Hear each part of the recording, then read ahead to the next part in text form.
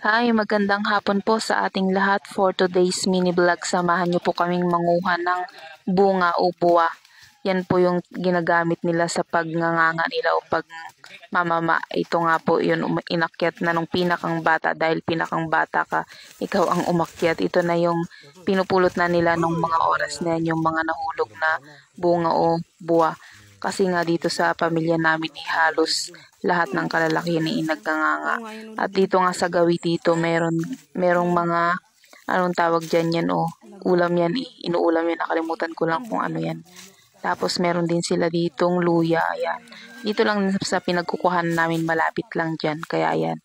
Tapos nung matapos namin kuhanan yung isang puno, lumipat kami dun sa maraming punong nakahilera, dun na kami nagpunta kasi nga balak talaga nilang punuin yung sako na pang 50 kilos, kaya pinuntahan namin yun dun sa may kabila kasi mas marami dyan.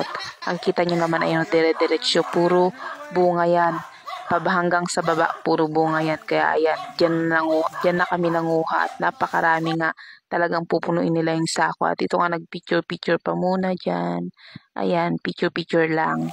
At ito na nga. Kung nakikita nyo yung sako yan, napuno po yan. Dahil nga sinulit talaga nilang humingi. Ito lang po. Bye. Thank you for watching. See you in my next mini vlog.